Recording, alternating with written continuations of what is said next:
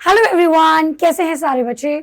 I hope आप सभी बहुत अच्छे होंगे एंड बहुत अच्छे से पढ़ाई भी कर रहे हैं। आज यहाँ पे हम पढ़ने वाले हैं ह्यूमन हेल्थ एंड डिजीज का लेक्चर नंबर 2। लास्ट क्लासेस में बेटा हमने सारी डिजीजेस को कवर कर लिया था। अब अगर मैं इस चैप्टर की बात करूं, it is a very big chapter और इस चैप्टर में बेटा हर पॉइंट इंपॉर्टेंट है। चाहे तो डिजीजेस ले लो, इम्यूनिटी ले लो, कैंसर ले लो, ड्रग्स ले लो, हर पार्ट से क्वेश्चन पूछा जाता है। सो नाउ द डिजीजेस वाला पार्ट इज ओवर। अब बेटा हम यहाँ पे बात करेंगे बाकी टॉपिक्स की। नाउ अब एक चीज यहाँ पे ध्यान से सुनिएगा, इस चैप्टर में हमने 2 लेक्चर्स में कंप्लीट किया। आने वाले जो आपके चैप्टर्स होंगे वो हम एक एक लेक्चर में 1 शॉट में कंप्लीट करेंगे। सो आप जुड़े रहिएगा थ्रू आउट, सारे चैप्टर्स में आपको कंप्लीट कराऊंगी। This is my guarantee to you कि आपका एक भी क्वेश्चन मेरे पढ़ाए हुए के बाहर नहीं आएगा। सो चलिए शुरू करते हैं आज की क्लास को। जो बच्चे मुझे नहीं जानते, बेटा I am Shivangi Sharma, your biology teacher. मैंने बहुत सारे स्टूडेंट्स को पढ़ाया है क्लास 11, 12 और नीट, और अभी भी बहुत से बच्चे हैं जो दूसरे बोर्ड से हैं लेकिन उनका पेपर बहुत बढ़िया हुआ है। So now my weight is for CBSE. I hope इस बार आप सीबीएसई के बच्चे भी बहुत बढ़िया स्कोर करेंगे।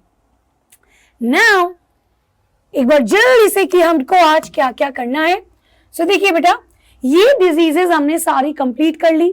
नाउ 2 डिजीज की बात आती है, एक आपका प्लाज्मोडियम का life cycle, that is your malaria, और एक आपका HIV एड्स। ये दोनों क्वेश्चंस आपके 3 से 5 मार्क्स के पूछे जाते हैं। या तो आपको पूरा साइकिल बनाने को बोल देगा, आपको इसके सिम्टम्स वगैरह सब कुछ पता होना चाहिए। देन बेटा this topic, immune system, immunity, auto immunity, cancer, drugs, तो ये सारा पार्ट हम आज के लेक्चर में कवर करेंगे। ठीक है, चलिए तो शुरू करते हैं बेटा आज की क्लास को। सबसे पहले लेट्स टॉक अबाउट मलेरिया। अब बहुत इजी सी चीज मैं आपको बता रही हूँ, बिल्कुल भी डिफिकल्ट नहीं है। बिल्कुल ध्यान से सुनेंगे, पूरा मलेरिया का लाइफ साइकिल आपको बताऊंगी। देखिए बेटा, सबसे पहले मलेरिया जो होता है, it is a protozoan disease. It is a protozoan disease, यानी कि ये एक प्रोटोजोन से कॉज्ड होता है। तो प्रोटोजोन यूनिसेलुलर यूकेरियोट्स होते हैं, प्रोटिस्टा के अंदर आते हैं। इनके अंदर जो स्पोरोजोन्स होते हैं, example Plasmodium, that Plasmodium causes the malaria. तो बहुत सारे प्लाज्मोडियम कॉज कर सकते हैं। लेट्स नेम सम, जैसे कि plasmodium vivax, plasmodium ovale, plasmodium malariae and plasmodium falciparum. Now listen to me very carefully बेटा, ये जो आपका प्लाज्मोडियम फैल्सीपैरम है, ये सबसे ज्यादा मैलिग्नेंट वर्ड इस्तेमाल होता है। You can call it dangerous. सबसे ज्यादा खतरनाक मलेरिया ये कॉज करता है। अब इसका मतलब क्या है? देखिए, प्लाज्मोडियम हमारी बॉडी में जब मल्टीप्लाई करता है, so it is very very important to understand कि इसकी वजह से हमारी बॉडी में फीवर आता है, हमारे आरबीसी सेल्स बर्स्ट होते हैं और बार बार फीवर की साइकिल्स आती हैं। अब ये फीवर हर दूसरे दिन आ रहा है, हर तीसरे दिन आ रहा है, हर चौथे दिन आ रहा है। तो टर्जियन है, क्वार्टन है, ये बेटा अलग अलग होते हैं। बट प्लाज्मोडियम फैल्सीपैरम में फीवर बेटा आपका डेली भी आ सकता है, ये एवरी सेकेंड डे भी आ सकता है, एवरी थर्ड डे भी आ सकता है। ये आपका मैलिग्नेंट मलेरिया होता है। It is the malignant malaria.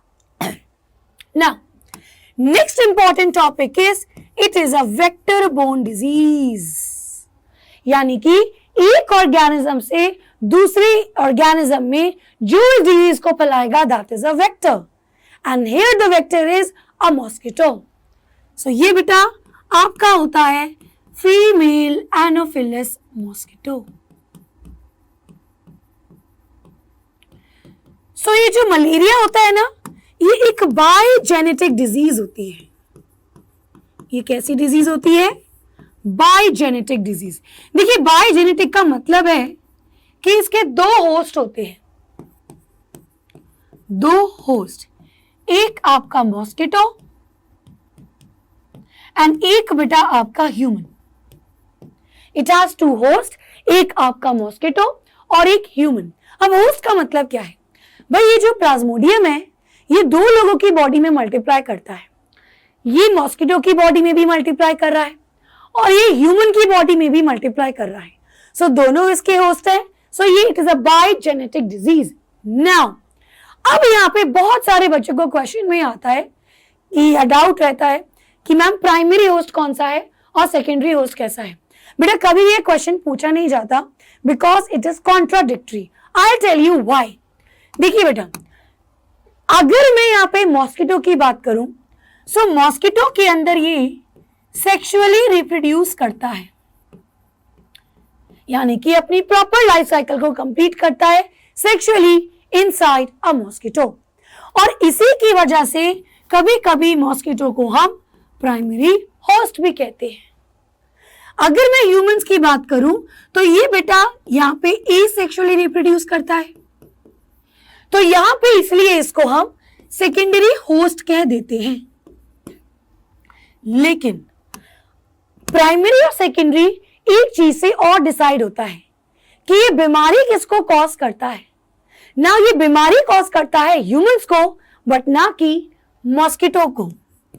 सो ये बेटा नॉट डिजीज्ड, उस हिसाब से ये सेकेंडरी होस्ट बन जाता है और ह्यूमन को ये डिजीज कॉज करता है, इस हिसाब से ह्यूमन प्राइमरी होस्ट बन जाता है। ठीक है, चलिए अब आपके पास दिमाग में ये भी आना चाहिए कि मैम जो मॉस्किटो है वो इसके अंदर भी तो मल्टीप्लाई कर रहा है और इसके अंदर तो सेक्सुअल रिप्रोडक्शन से मल्टीप्लाई कर रहा है, तो ऐसा क्यों नहीं होता कि जो मॉस्किटो है उसको मलेरिया नहीं होता। सॉरी मेरा गला थोड़ा आज ऐसा है तो सपोर्ट करना भाई। देखिए बेटा, अगर मेरे को काटा और मुझे मलेरिया है तो मॉस्किटो मेरे से किसी दूसरी बॉडी में ले गया, लेकिन उस मॉस्किटो को मलेरिया क्यों नहीं हुआ? सिंपल सा रीजन है, मैंने आपसे अभी कहा था कि मलेरिया के अंदर क्या होता है, आरबीसी सेल्स बर्स्ट करते हैं, इसकी वजह से यहाँ पे हीमोजॉइन टॉक्सिन रिलीज होता है और ये ही कारण है बेटा कि फीवर की साइकिल्स स्टार्ट हो जाती है। जब ये हमारे आरबीसी में मल्टीप्लाई करता है, आरबीसीज बर्स्ट होते हैं, हीमोग्लोबिन डिग्रेड होता है और उसकी वजह से हीमोजॉइन टॉक्सिन निकलता है and that is the reason why हमारी बॉडी में बार बार बुखार आता है। तो अगर मैं आपको एक बात कहूं तो बेटा मॉस्किटो के अंदर तो आरबीसी सेल्स नहीं होते, ये तो आप क्लास 11th में पढ़ चुके हैं। यस और no, these mosquito these are very happy क्योंकि ये कभी भी डिजीज नहीं होते। क्यों नहीं होते? Because they have no RBCs. तो ये कहां पे हीमोजॉइन रिलीज करेंगे? ठीक है, चलिए ये यहाँ पे कुछ बहुत इंपॉर्टेंट बातें थी जो मलेरिया से जुड़ी हुई थी। ना बेटा अब हमें यहाँ पे मलेरिया का लाइफ साइकिल को समझना है।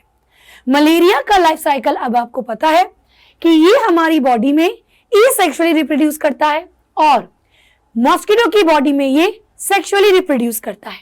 नाउ चलिए let's understand few more points जो यहाँ पे इंपॉर्टेंट है। अगर मैं बात करूं कि जो मॉस्किटो है वो ह्यूमंस के अंदर इसको कैसे लेकर के आता है या ह्यूमन से फिर मॉस्किटो के अंदर ये कैसे जाता है, यहां पे जो भी क्वेश्चन है इस पे आपके आंसर बनते हैं। इसीलिए बेटा मैं यहाँ पे बता रही हूं कौन कौन से इंपॉर्टेंट पॉइंट है। अभी पूरा लाइफ साइकिल भी मैं आपको कराऊंगी। देखिए, कोई अगर मॉस्किटो एक हेल्दी ह्यूमन में डिजीज फैलाएगा सो ये क्या करता है, ह्यूमन के अंदर डालता है स्पोरोजॉइट्स। तो ये बहुत इंपॉर्टेंट पॉइंट है बेटा कि जो स्पोरोजॉइट्स होते हैं that is the infective stage. अब अगर मैं बात करूं डिजीज्ड पर्सन से, ये क्या लेकर के आ रहा है मॉस्किटो? अगेन अब ये बंदा डिजीज हो चुका है, इसे बीमारी हो चुकी है, तो इससे मॉस्किटो क्या लेकर के जाएगा? इससे मॉस्किटो गैमेटोसाइट्स लेकर के जाता है। एंड ये गैमेटोसाइट्स बेटा गैमीट के मदर सेल होते हैं, ना कि गैमीट। सो थोड़ी सी चीज मुझे यहां पे समझ में आई कि मेरे को अगर मलेरिया हो गया, मॉस्किटो ने मुझे काटा, तो मेरी बॉडी से वो लेकर के जाएगा gametocyte. These are gamete mother cell. अब मॉस्किटो की बॉडी में गैमीट तो बनेगा, सेक्सुअली रिप्रोड्यूस भी होगा, उसके बाद स्पोरोजॉइड्स बन रहे हैं। वो जब किसी हेल्दी पर्सन को काटेगा तो उसके अंदर वो स्पोरोजॉइड्स को डाल देगा, फिर ये स्पोरोजॉइड फिर से उस ह्यूमन के अंदर गैमेटोसाइट्स बनाएगा। तो चलिए अब देखते हैं ये सारा प्रोसेस कैसे होता है। देखिए बेटा, सबसे पहले मान लीजिए कि ये आपका मॉस्किटो आया, इसने बेटा स्पोरोजॉइड्स को एंटर करवा दिया हमारे ह्यूमन के अंदर, तो इसने हमें काट लिया। अभी हुआ क्या, ये सबसे पहले हमारे लिवर सेल तक पहुंचता है। लिवर सेल को हम हिपैटिक सेल्स भी कहते हैं। सो ये सबसे पहले इन्फेक्ट करता है, स्पोरोजॉइड्स को लेकर के आता है इन दी हिपैटिक सेल्स। ना बेटा, आपने ये 12th के फर्स्ट चैप्टर में भी पढ़ा होगा कि जो प्लाज्मोडियम होता है ये एसेक्सुअल रिप्रोडक्शन करता है, मल्टीपल फिजन दिखाता है। मल्टीपल फिजन यानी कि एक सेल से आपको बहुत सारे प्लाज्मोडियम मिलते हैं, तो ये बाहर एक थिक कवरिंग बनाता है, उसको साइजोन्ट कहते हैं। देखिए बेटा, ये मेरा एक प्लाज्मोडियम है, ये क्या करेगा, एक थिक कवरिंग यहाँ पे बनाएगा, इसको साइजोन्ट कहते हैं। और यहाँ पे बेटा बहुत सारे प्लाज्मोडियम आपके बनेंगे। सो ये यहाँ पे एसेक्सुअली रिप्रोड्यूस कर रहा है विद दी मल्टीपल फिजन। अब ये सबसे पहले इसने हेपाटिक सेल में किया, तो उसको हम हिपैटोसाइजोन्ट कह देते हैं।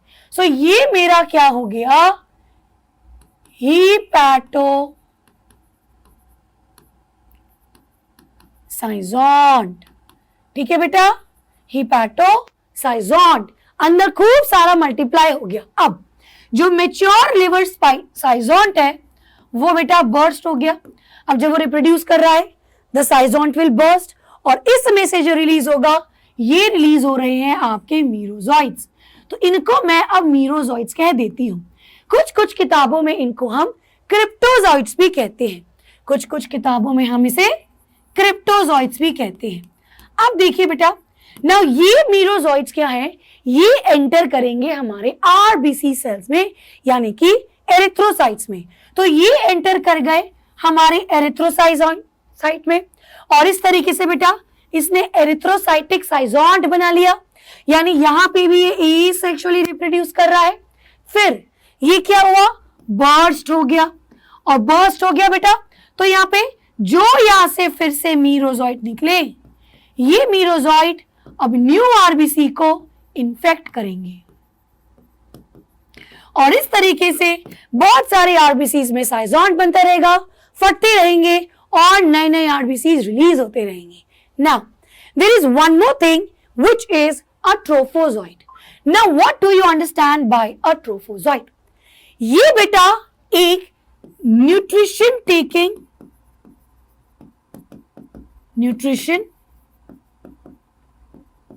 टेकिंग प्रोसेस है, या एक स्टेज है, न्यूट्रिशन टेकिंग स्टेज। जो बेटा आपका प्लाज्मोडियम होता है, let's suppose this is the RBC,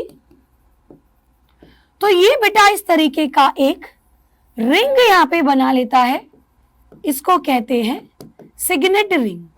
यहां से ये न्यूट्रिशन को एब्जॉर्ब कर रहा है, इस चीज को हम ट्रोफोजॉइड कहते हैं। ठीक है, चलिए अब देखिए, बड़ी सिंपल सी बात है बेटा, दो चीजें हो रही है, न्यूट्रिशन ले रहा है, फिर साइजोन्ट बना, फटा, न्यू आरबीसीज, और इस तरीके से होता रहा। नाउ अब जब ये आरबीसीज फट रहे हैं, तो इस टाइम पे यहाँ पे हीमोजोइन भी रिलीज हो रहा है, हीमोजोइन भी बन रहा है, और यही फटने की वजह से यहाँ पे फीवर की साइकिल्स चालू हो जाती हैं, फीवर आने लग जाता है। अब देखिए, कुछ आरबीसीज में यही जो सेल्स हैं, ये गैमेटोसाइट में डेवलप हो जाते हैं, यानी कि गैमीट मदर सेल में डेवलप होंगे। सो मेल गैमेटोसाइट, फीमेल गैमेटोसाइट। सो देखिए बेटा, ये मेरे क्या हो गए, दीज आर गैमेटोसाइट। इसको माइक्रोगैमेटोसाइट या मैक्रोगैमेटोसाइट भी कहते हैं। Micro is used for mails, macro is used for females. अब मॉस्किटो ने क्या किया, इसको बाइट किया और बाइट करा और ये गैमेटोसाइट लेकर के चला गया। अब बेटा इसकी बॉडी में बनेंगे मैक्रोगैमीट और माइक्रोगैमीट। अब आपके दिमाग में क्वेश्चन आना चाहिए कि मैम ह्यूमन की बॉडी में ये गैमेटोसाइट्स ने गैमीट क्यों नहीं बनाए? क्योंकि हमारे ह्यूमन बॉडी के अंदर जो टेम्परेचर होता है उस कंडीशन में ये बेटा गैमीट को नहीं बनाएगा। सो यहाँ पे अगर गैमीट बन भी जाएंगे तो वो गैमीट डिस्ट्रॉय हो जाएगी, उसका फ्यूजन नहीं हो पाएगा। इसीलिए ह्यूमंस के अंदर सेक्सुअल रिप्रोडक्शन नहीं हो पाती ना। मॉस्किटो के अंदर ये गैमेटोसाइट्स बनाएंगे गैमीट, गैमीट का फ्यूजन होगा यानी कि बनेगा जाइगोट। ये जाइगोट बेटा ookinete में डेवलप होगा जिसको हम मोटाइल जाइगोट कहते हैं। ये मोटाइल हुआ, ये पहुंचा मिड गट यानी कि जो इंटेस्टाइन उसकी वॉल में, उसमें यहाँ पे oocyst बनाई, फिर से रिप्रोड्यूस किया और ये बेटा स्पोरोजॉइट रिलीज हुए। तो जब ये oocyst फटेगा तो ये सारा मुंह पे उसके स्पोरोजॉइट्स आ जाते हैं। So the sporozoites is present in the salivary glands. अब यहाँ पे सारे क्वेश्चन आपके कंप्लीट हो गए, कोई चीज इसके अलावा आपसे नहीं पूछेगा। नाउ वन थिंग बेटा, ये हिप्नोजॉइट क्या होता है? कभी कभी ऐसा होता है कि मलेरिया हमको लगता है ठीक हो गया, अब बुखार आना बंद हो गया, लेकिन कुछ समय बाद 3-4 महीने बाद फिर से वो चीज होने लग जाती है। सो that is a dormant stage, उसे कहते हैं हिप्नोजॉइट। कभी कभी बेटा ये जो स्पोरोजॉइट्स हैं ये लिवर सेल में रिप्रोड्यूस नहीं कर रहे, ये वहीं बैठे रहेंगे, ये स्टे करेंगे, वहीं रहेंगे। कुछ टाइम बाद ये देन रिप्रोड्यूस करना स्टार्ट करेंगे, तो वो जो डॉर्मेंट स्टेज होता है उसे कहते हैं hypnozoite. Clear? Please take a screenshot. Now अब हमने कर लिया है कंप्लीट मलेरिया। अगली चीज मेरे पास आती है HIV AIDS. Now what do you understand by HIV AIDS? पहली चीज समझने की कोशिश कीजिए, किसी को अगर HIV पॉजिटिव है दैट डजंट मीन कि उस बंदे को एड्स भी है। ह्यूमन इम्यूनो डेफिशिएंसी वायरस, ये बेटा एक रेट्रोवायरस होता है। इसको रेट्रोवायरस क्यों कहते हैं? क्योंकि इसके पास 2 सिंगल स्ट्रैंडेड RNA होता है, इसके पास 2 रिवर्स ट्रांसक्रिप्टेज एंजाइम होते हैं, और बेटा इसके पास एक और एंजाइम होता है जिसको कहते हैं इंटीग्रेज। तो ये जो रिवर्स ट्रांसक्रिप्टेज एंजाइम है ना, ये इस सिंगल स्ट्रैंडेड RNA को डबल स्ट्रैंडेड DNA में बदल देती है with the help of this reverse transcriptase enzyme. तो ये बेटा रिवर्स ट्रांसक्रिप्शन हो रहा है। DNA से mRNA बनता है, लेकिन यहाँ पे हम RNA से DNA बना रहे हैं। सो दिस इज रिवर्स ट्रांसक्रिप्शन, इसीलिए इनको रेट्रोवायरस कहा जाता है। अब मैंने आपसे कहा कि अगर कोई बंदा HIV पॉजिटिव है, इसका मतलब ये नहीं है कि उसको एड्स है। जब ये चीज बेटा हमारी इम्यूनिटी को लैक कर देगी, धीरे धीरे इम्यूनिटी काफी डाउन हो गई, उस चीज को हम एड्स कहते हैं। तो जब तक हमारी इम्यूनिटी अफेक्ट नहीं हो रही तब तक हम उसको एड्स नहीं बोलते। कुछ लोग HIV से पॉजिटिव होने के बाद 12-15 साल भी जिंदा रह चुके हैं। बेटा बहुत सारे पेशेंट्स ऐसे हैं जिनको अपनी मदर से ट्रांसफर हुआ। मान लीजिए मदर के टाइम पे में भी इतना सही तरीके से डायग्नोसिस नहीं हुआ कि ये चीज़ नहीं पता लग पाई। और एक स्टोरी देखी थी मैंने यूट्यूब पे, एक चैनल है जिसपे इस तरीके के फैक्ट्स दिखाते हैं। There are some people in the world जिनको कुछ कुछ डिसऑर्डर्स हैं and how they are coping up with the situation. तो उसके लेकर के एक यूट्यूब चैनल है। तो वहाँ पे मैंने देखा था कि एक पेशेंट था, उसको बाय बर्थ HIV पॉजिटिव थी, but she is now around 17 and वो बेटा अभी परफेक्टली नॉर्मल है। तो 17 साल से she is not having AIDS because she is been taking her medicine, वो सारी चीजें ले रही हैं, तो उसको एड्स नहीं हुआ क्योंकि अभी भी उसकी बॉडी की इम्यूनिटी एक्टिव है। ठीक है, चलिए now this is very very important, exam में डायरेक्ट क्वेश्चन पूछ लेता है, what is AIDS, how it is spread. So देखिए बेटा, एड्स स्प्रेड होता है सेक्सुअल कॉन्टैक्ट से। ये चीज समझने की कोशिश कीजिए कि ये हमारी बॉडी के फ्लूइड से स्प्रेड होता है। तो बॉडी के फ्लूइड से अगर स्प्रेड होगा तो सेक्सुअल कॉन्टैक्ट से होगा, वजाइनल फ्लूइड का टच होगा, सीमन का टच होगा, सो बेटा इससे स्प्रेड होगा। अगर हम ब्लड को ट्रांसफ्यूजन कर देंगे तो टच हो सकता है। इन्फेक्टेड नीडल, फॉर एग्जाम्पल कुछ पार्टीज होती हैं, हम अक्सर मूवीज में देखते हैं, दे आर रेव पार्टीज जिन पे छापे लग जाते हैं। सो वहां पे क्या होता है, अननोन लोग, आप नहीं जानते, और एक ही नीडल से सारे लोग क्या कर रहे हैं, ड्रग कंज्यूम कर रहे हैं। अब उसकी वजह से क्या होगा, यार आपको क्या पता कि वो बंदा कहाँ से आया है, कौन है, क्या उसको HIV पॉजिटिव है कि नहीं है, और उस तरीके से आपको फैल सकता है। सो इस तरीके से ड्रग अब्यूजर को भी एड्स होता है। इन्फेक्टेड पेरेंट्स से ऑफस्प्रिंग को, यानी कि मदर से चाइल्ड को हो सकता है। देन बेटा it is very very important point कि this is not spread by touch और फिजिकल कॉन्टैक्ट। अगर आप किसी को हक करते हैं, किस करते हैं, अगर आप किसी के साथ खाना शेयर करते हैं, पानी शेयर करते हैं, उससे बेटा ये स्प्रेड नहीं होता है। ऑलराइट, चलिए, so this is little about HIV AIDS. Now बेटा let's understand the cycle of HIV AIDS. देखिए बेटा, बड़ा सिंपल सा इसका चक्कर है। ये जो मेरा HIV AIDS का वायरस होता है, इसके पास इस तरीके से एक कैप्सिड होता है। This is the capsid. अब मान लीजिए ये है reverse transcriptase enzyme. Let's suppose this is integrase enzyme and let's suppose this is the genetic material, the RNA. इसके अलावा बेटा इसकी बॉडी के बाहर एक और कवरिंग होती है, something like this. ठीक है, ये इसकी ऊपर की लेयर होती है which is just like our plasma membrane. हमारे प्लाज्मा मेम्ब्रेन की ही जैसी होती है। क्यों? क्योंकि इसमें भी लिपिड्स होते हैं और इसमें भी प्रोटीन्स होती है। अब बहुत इंपॉर्टेंट चीजें बता रही हूं बेटा, एक एक पॉइंट आप नोट डाउन करेंगे। जब ये हमारी बॉडी के अंदर आएगा तो जो सबसे पहला सेल होगा, first it will infect the macrophages cell.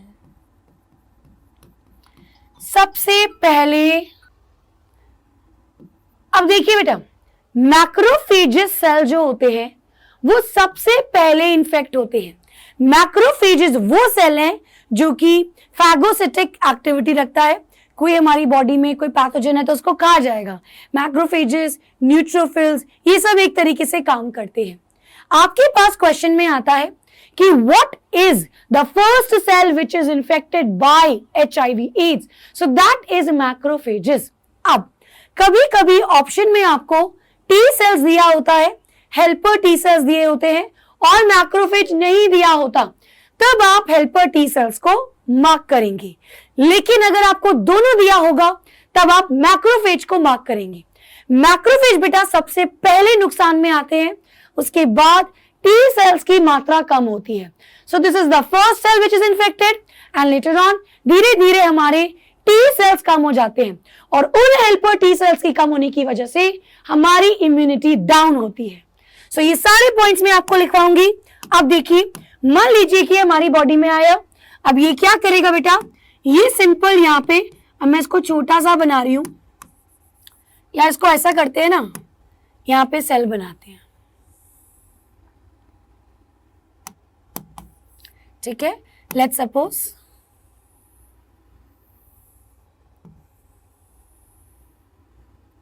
अच्छा, ये प्लाज्मा मेम्ब्रेन को मैं, this is the plasma membrane, और ये बेटा क्या कर रहा है, इसको इन्फेक्ट कर रहा है। नाउ वी नो हमारे पास न्यूक्लियस होता है, न्यूक्लियस के अंदर हमारा खुद का भी DNA होता है, ठीक है। अब जब ये सेल इन्फेक्ट हो जाएगा तो ये बेटा जो उसकी आउटर लेयर है वो हमारे प्लाज्मा मेम्ब्रेन के साथ फ्यूज हो जाएगी। सो प्लाज्मा मेम्ब्रेन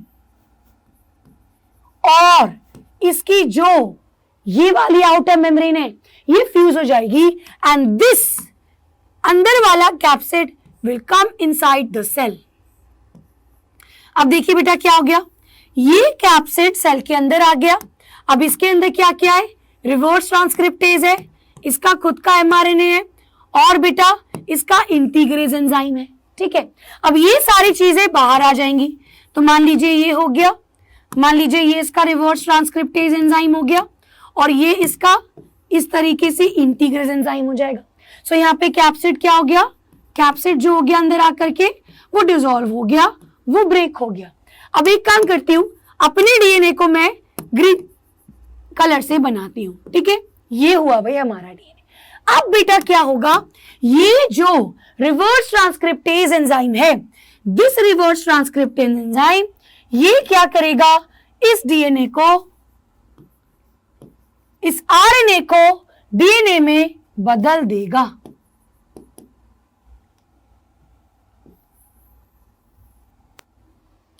ये रिवर्स ट्रांसक्रिप्ट एंजाइम इस वाले स्ट्रैंड को डबल स्ट्रैंडेड में चेंज कर देगा एंड देन बेटा उसके बाद जो इंटीग्रेज एंजाइम है वो क्या करेगा, इस वाले को ह्यूमन के अंदर इंसर्ट कर देगा।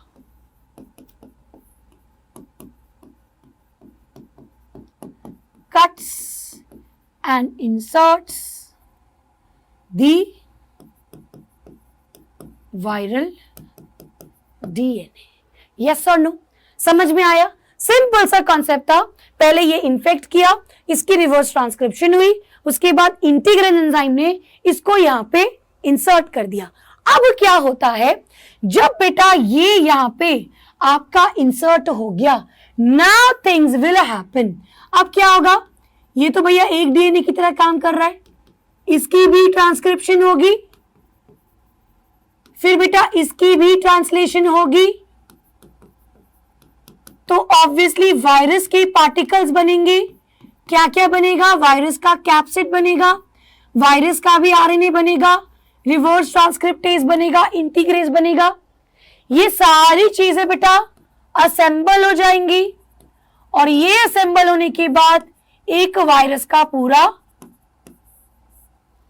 ग्रुप, मतलब पूरा असेंबल होकर के पूरा वायरस पार्टिकल बन गया। सो ये बेटा जब वायरस का पार्टिकल बन गया, बहुत सारे इस तरीके से बन गए, it will come out and infect new sales. So it will buds of and infect new sales. ये कहानी है।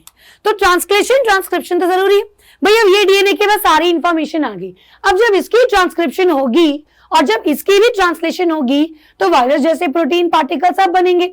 जब वो बन गए, वो सारे असेंबल हो गए, वायरस के पार्टिकल्स बन गए, वो बेटा फिर निकलने लगेंगे और वो फिर दूसरे सेल्स को खराब करने लगेंगे। इस तरीके से ज्यादा सेल इन्फेक्ट होने लग जाते हैं। Look here the diagram. सबसे पहले क्या हुआ, बाइंडिंग हुआ बेटा। यहाँ पे बाइंड होने के बाद ये सारी चीजें अंदर आ गई, रिवर्स ट्रांसक्रिप्शन हुआ, ये इसके साथ इंटीग्रेट हुआ, रेप्लिकेशन वगैरह सब कुछ हुआ। अब बेटा इसकी असेंबली बनी, बड्स ऑफ, और ये न्यू सेल को इन्फेक्ट करेगा। अब हमें एड्स होगा कैसे? सो होता क्या है बेटा, ये जो इन्फेक्टेड सेल्स होते हैं ये आपके प्रायऑप्टोसिस करते हैं। इसका क्या मतलब है, या आप सिंपली कहिए ये बर्स्ट हो जाते हैं या ये डैमेज हो जाते हैं। देखिए बहुत सारे रीजन है। सबसे पहली चीज बेटा डीएनए में इंसर्ट हुआ है तो सेल को पता लग जाता है कि डीएनए में कुछ तो गड़बड़ हुई है, डीएनए कट किया गया है और उसमें कुछ इंसर्ट किया गया है। ऐसा सेल अपने आप को खत्म कर देता है। ये एपोप्टोसिस नहीं है जिसको हम प्रोग्राम सेल डेथ कहते हैं, वो नॉर्मल होता है जब बूढ़ा हो गया, सेल खराब हो गया तब करना। प्रायऑप्टोसिस का मतलब है कि अपने अंदर कुछ गोला बारूद भर करके, कुछ इंफ्लेमेटरी सब्सटेंस भर करके ये बर्स्ट हो जाएगा उसके बर्स्ट होने की वजह से बहुत सारे सेल बर्स्ट होते हैं। सो एक चीज मैं आपको पते की बताती हूँ बेटा, एड्स जो है वो इन्फेक्टेड सेल के कम होने की वजह से नहीं होता, एड्स जो है वो नॉन इन्फेक्टेड सेल्स की कम होने की वजह से होता है।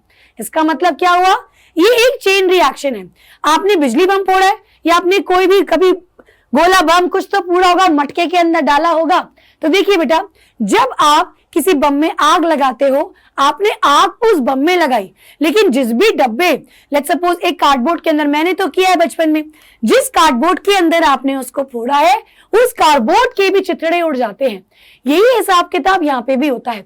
जब वो सेल फटता है तो it is a chain reaction, बहुत सारे सेल्स कम हो जाते हैं, जिसकी वजह से जो नॉन इन्फेक्टेड सेल है वो भी फट गए। धीरे धीरे जब हमारे टी सेल्स की मात्रा कम होने लगती है, और कौन से T cells, helper T cells, ये बेटा देन हमारी बॉडी की इम्यूनिटी कम होने लगती है, और उस कंडीशन को हम कहते हैं एड्स। तो एड्स तब होता है। क्लियर है? चलिए अब यहाँ पे आप एग्जाम में कैसे लिखेंगे, इसके सिम्टम्स पूछेगा। तो देखिए बेटा, शुरुआत में जो सिम्टम्स होते हैं वो इतने पता नहीं चलते। नॉर्मल फ्लू लाइक, जैसे फीवर, चिल्स, रैश, हो सकता है रातों को पसीने आए, लिम्फ नोड सोर हो बेटा, सोर थ्रोट यानी कि सटकने में दर्द होता है, क्रॉनिक यानी अब कुछ लंबा समय हो चुका है, तो धीरे धीरे बेटा वो बंदा फील सिक करने लगेगा, उसकी इम्यूनिटी वीक होने लगेगी, उसको ऐसा लगेगा मतलब अभी बिल्कुल ज्यादा इम्यूनिटी पे टारगेट नहीं हो रहा, लेकिन वो लेथार्जिक रहने लगेगा, अब पहले जैसा एक्टिव नहीं रहेगा। कई बार ये स्टेज 10 से 15 साल भी निकल जाती है, लेकिन एक समय ऐसा आएगा जो कि स्टेज 3, अब इम्यून सिस्टम बहुत खराब हो चुका है, छोटी छोटी बीमारी भी बड़ी हो जाती है, सिंपल सा कॉमन कोल्ड भी निमोनिया जैसे असर दिखाने लगता है, और ये बेटा उसके बाद एड्स हो जाता है। Now what are the ways of diagnosis? This is a very important part. It could be asked in your question in this exam. ELISA क्या है? ELISA किस चीज की डिटेक्शन में मदद होता है, या HIV को कैसे डिटेक्ट कर सकते हैं? ELISA बेटा एक आपकी टेक्निक है which is enzyme linked immunosorbent assay. So basically क्या होता है, यहाँ पे हम एंटीजन एंड एंटीबॉडी की रिएक्शन को डिटेक्ट करते हैं। मान लीजिए कि मेरी बॉडी में HIV का वायरस है, इसका मतलब मेरी बॉडी में जरूर कुछ एंटीबॉडीज बनी होंगी। तो जब मैं अपनी कोई बॉडी का सीरम लूंगी, लेट्स सपोज मैंने ब्लड लिया, ब्लड में अगर मैं HIV का एंटीजन दिखाऊंगी, वेरी इंपॉर्टेंट बेटा, मेरी पूरी बॉडी में हो सकता है हर जगह HIV का एड्स का एंटीजन ना हो, क्योंकि it is a slow growing virus, antibody भी बन रही होंगी। अब मुझे कंफर्म करना है, तो जब मैं एंटीजन लगाऊंगी ब्लड में, तो बेटा क्योंकि मेरी बॉडी में हो सकता है उसकी एंटीबॉडीज हो, तो वहां पे मुझे एक रिएक्शन देखने को मिलेगा, और इस चीज से मैं पता लगा सकती हूं कि there are antibodies form in a body, that means HIV possible है। नेक्स्ट बेटा, ट्रीटमेंट में एंटी रेट्रोवायरल ड्रग दिया जाता है। प्रिवेंशन अगेन आप अवेयर कर सकते हैं, आपकी मॉनिटरिंग अच्छी होनी चाहिए, ड्रग अब्यूज ना करें, प्रॉपर डायग्नोसिस, ये सारी चीजें ही एड्स को प्रिवेंट कर सकता है। अभी तक इसका कोई परमानेंट क्योर नहीं है, और अभी तक इसके ऊपर एक वैक्सीन बनाने पे काम चल रहा है। चलिए बेटा, ये हमारा एड्स खत्म हुआ। Now in today's lecture we have completed the entire plasmodium life cycle and the malaria life and the HIV AIDS. Now बेटा अब हम बात करेंगे बाकी टॉपिक्स की जो झट से खत्म हो जाएंगे। सबसे पहले let's talk about immunity. देखिए बेटा, सबसे पहले इम्यूनिटी होता क्या है? हमारे बॉडी का एक डिफेंस मैकेनिज्म जो हमें बीमारियों से लड़ने पे मदद करती है। We know that it is known as immunity. अब इम्यूनिटी बेटा दो तरीके की होती है, एक आपकी इनेट इम्यूनिटी और एक एक्वायर्ड इम्यूनिटी। देखिए बच्चे, इनेट इम्यूनिटी क्या होती है? सबसे पहले ये इनवर्टिब्रेट्स और वर्टिब्रेट्स दोनों में होती है। दूसरी चीज, ये बेटा नॉन स्पेसिफिक होती है, क्यों? क्योंकि ये बाय बर्थ होती है, ये हमारी बॉडी में शुरुआत से, बर्थ से प्रेजेंट है। तो जब से पैदा हुए हैं, हमें क्या पता कौन सा ऑर्गेनिज्म हमारी बॉडी में आएगा? हमें क्या पता था कि कभी कोई कोविड भी आएगा? नहीं तो पहले से ही नहीं बन जाती है हमारी बॉडी में। सो ये बेटा बाय बर्थ है, तो नॉन स्पेसिफिक है, किसी भी पर्टिकुलर पैथोजन के लिए ये नहीं होती। दूसरी चीज, ये आपकी लाइफ टाइम रहती है। नेक्स्ट बेटा, ये जो इम्यूनिटी होती है ये पेरेंट्स से ऑफस्प्रिंग में ट्रैवल करती है, यानी कि पास होती है। क्लियर है? चलिए, इतनी ज्यादा स्ट्रांग नहीं होती, लेकिन ठीक ठाक होती है। कुछ स्ट्रांग होती है, कुछ नहीं होती। You can call it strong as well, क्योंकि कुछ बीमारियां हमें बिल्कुल नहीं छू पाती because of these. Now let's see कौन कौन सी चीज इसके अंदर आती है। सो देखिए बेटा, इनेट इम्यूनिटी के अंदर आपके दो टाइप के बैरियर्स आते हैं, यानी एक जैसे कैप्टन अमेरिका अपनी शील्ड लेकर के खड़ा हो जाता है, ऐसा एक बैरियर जो हमारी बॉडी बना रही है। So there are two types of barrier, एक इंटरनल और एक एक्सटर्नल। इंटरनल और एक्सटर्नल में कौन से आएंगे? सबसे पहले बेटा एक्सटर्नल देखिए, the first is physical. Physical barriers, यानी कि इसमें हमारी दो चीजें आती हैं। एक बेटा आपका आता है स्किन, और एक आता है म्यूकस। अब एक बात बताइए, अगर कोई कोविड का वायरस मैं यहां पे भी रख दूंगी तो वैसा तो नहीं है मुझे कोविड हो जाएगा, अनलेस इसको मैं अपने माउथ में नहीं लेकर के आऊं। तो it is a airborne disease Covid. अच्छा, अगर कोई भी बैक्टीरिया है वो मेरी बॉडी में आ जाए, it can not punctured my skin and go inside my body. Skin हमारी बॉडी की सबसे पहला डिफेंस मैकेनिज्म देती है। स्किन को बेटा फर्स्ट लाइन ऑफ डिफेंस कहते हैं। दूसरा मेरे पास आता है म्यूकस मेम्ब्रेन। म्यूकस मेम्ब्रेन बेटा उसके बाद हमारी बॉडी में डिफेंस मैकेनिज्म दिखाता है। कुछ कुछ किताबों में इसको हम सेकेंड लाइन ऑफ डिफेंस भी कह देते हैं। दूसरी मेरे पास चीज आती है physiological. Now what do you understand bye physiological? जो हमारी बॉडी की इंटरनल जो फ्लूइड्स हैं या एक्सटर्नल कुछ फ्लूइड्स आ रहे हैं, जैसे कि ईयर वैक्स, जैसे कि टीयर्स, जैसे कि सलाइवा, जैसे कि आपका your HCl which is hydrochloric acid, vaginal fluid, ये सारी भी इम्यूनिटी दिखाती है। सो इसमें क्या क्या आता है? Tear, ear wax, vaginal fluid, HCl, ये सारी आपकी फिजियोलॉजिकल बैरियर्स होते हैं। अब क्वेश्चन बेटा आपको सीबीएसई के सैंपल पेपर में भी दिया है, और ये मुझे लग रहा है कि इस टाइम ऐसा क्वेश्चन आ सकता है। क्वेश्चन आपको आ सकता है कि मान लीजिए मैंने खाना खाया, अब मेरी बॉडी में अगर उस खाने में बैक्टीरिया है तो मेरे को कोई बीमारी नहीं होगी। वो क्या है मेरी बॉडी के अंदर जो उस फूड के अंदर बैक्टीरिया को मार डालेगा? यहां पे बेटा काम करेगी सबसे पहला पॉइंट इनेट इम्यूनिटी। दूसरा पॉइंट, यहां पे हमारी सबसे पहली चीज काम करेगी म्यूकस मेम्ब्रेन। यहां पे स्किन काम नहीं करेगी, खाना में डाल रही हूं, म्यूकस मेम्ब्रेन से पास होता जा रहा है। तीसरी चीज बेटा, हमारे जो सलाइवा है, हमारे जो स्टमक का HCl है, यहां पे मेरे म्यूकस और फिजियोलॉजिकल बैरियर्स काम करेंगे। ठीक है, चलिए नेक्स्ट बेटा आते हैं इंटरनल बैरियर्स, जिसमें आपके पास साइटोकाइनिन्स एंड सेल्यूलर बैरियर्स है।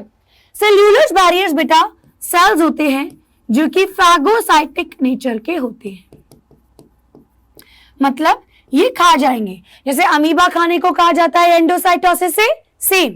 कुछ सेल्स होते हैं जैसे कि न्यूट्रोफिल्स, मैक्रोफेजेस, ये बेटा फैगोसाइटोसिस दिखाते हैं। नेक्स्ट, साइटोकाइनिन क्या होता है? ये एक ऐसे केमिकल सब्सटेंसेस को रिलीज करते हैं जो हमारी बॉडी में इम्यूनिटी प्रोवाइड करेंगे। देखिए कैसे, इसमें आते हैं interferons which are released by virus infected cells and protect non-infected cells. Very very important. बेटा जो हमारे वायरस इन्फेक्टेड सेल्स हैं उनमें से ऐसा सब्सटेंस निकलता है, इंटरफेरॉन्स निकलता है। ये इंटरफेरॉन्स जब रिलीज होते हैं तो ये आसपास के सेल्स को एक तरीके से अलार्म कर देते हैं कि भैया तुम बच लो, मैं तो गया, तुम्हें कुछ नहीं होना चाहिए। सो ये बाकी के नेबरिंग सेल्स की प्रोटेक्शन करती है। नाउ ये मैंने यहाँ पे बात की थी इनेट इम्यूनिटी की। Now let's talk about the acquired immunity. देखिए बेटा, नाम से ही पता लग रहा है एक्वायर, ये हम लाइफ टाइम पे एक्वायर कर रहे हैं। सो ये हमारी बॉडी में ड्यूरिंग लाइफ आ रही है। ये बच्चे केवल वर्टिब्रेट्स में होता है और ये स्पेसिफिक होती है क्योंकि लाइफ के दौरान आई, पर्टिकुलर किसी चीज की वजह से आई, तो ये उस पर्टिकुलर चीज को इम्यूनिटी दिखाएगी।